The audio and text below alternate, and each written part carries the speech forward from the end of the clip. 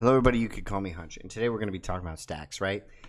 If you're new here, I basically only talk about stacks. That doesn't mean I don't like other L1s like Solana and Avalanche, or L2s like Cardano, right?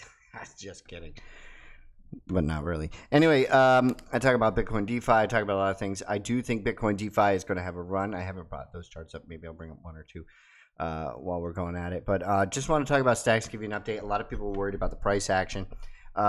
The whole market seems to have collapsed, maybe because of leverage or whatever. The altcoin market. Sorry.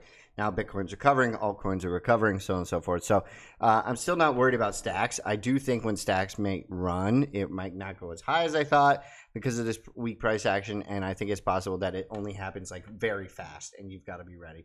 Right? When I tweet things about like founders dumping on us and things like that, I'm only kidding. Okay? So everybody remain calm. Anyway, not financial advice, everything I'm talking about. So originally I said we're probably going to go up to all-time highs at some point and then tread sideways and then maybe have like a blow off top or some type of huge run. I still think it's possible that we go down and touch this line that I made here, but it seems to be a higher low and we're going to keep going up. Let's see. There's a lot of bullish things happening, right? Jacob Brown was retweeting this Alex Lab thing where basically you can pay with any Stacks token on Alex Lab. I don't know if they developed the tech, but Stacks obviously has the flexibility to do that type of thing. It's very interesting. I think that's brilliant. I think I really think that Stacks is more flexible and they make it more apparent than any other layer. Now, that doesn't mean other chains will be able to do the same things, but it just seems like them integrating, right, some of the protocols like Zest, or sorry, not protocols, businesses like Zest, integrating with a different L2 using Stacks, so on and so forth for yield. I think it was called Babylon, right? So it is showing immense amount of flexibility. This is what he wrote here. Something the community has been focused on for years, making Stacks an abstracted smart contract layer, right? So if you could pay gas with any token in your wallet, right, rather than like Solana, you have to have Sol, that allows a lot more flexibility. I don't know how many times I've come up to a trade on Solana and I've just not had Sol, but I've had other tokens, right, dusted in my wallet, and it just wasn't working that well. So giggity, giggity, riggity, riggity. That sounds fantastic-y, fantastic-y. Okay? Now, another thing, mainstream investors, TradFi, will probably invest in things like XRP, unfortunately, because they're made in America.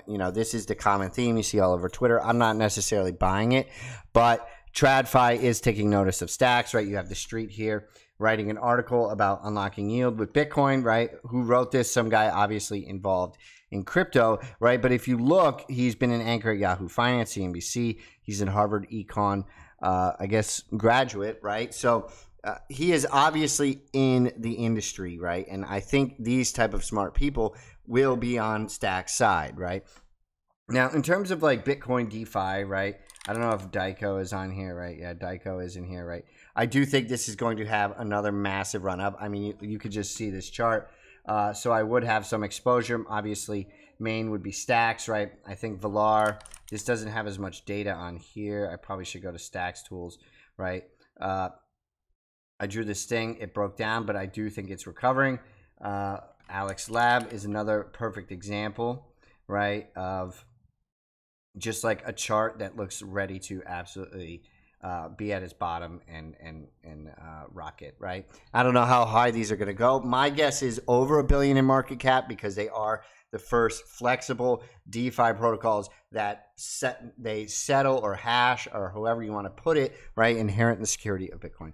I do think even though it had this monster dump, right, some people say it's from the hack, that contributed to how far it probably dumped, right? And maybe it would have stopped here, but everything dumped. So take that into account when you're talking about Bitcoin DeFi, so on and so forth. I've kind of honed what I thought, right? I used to talk about Track. I used to talk about Ghosty Cash, things and so on and so forth. I can't even find it here. I'm not even going to do it. But I've kind of honed my theoretical portfolio because I think it was too spread out, right? I caught a lot of pumps, right? And now I'm focused on Bitcoin DeFi, Stacks, Bitcoin, right? And some L1s, right?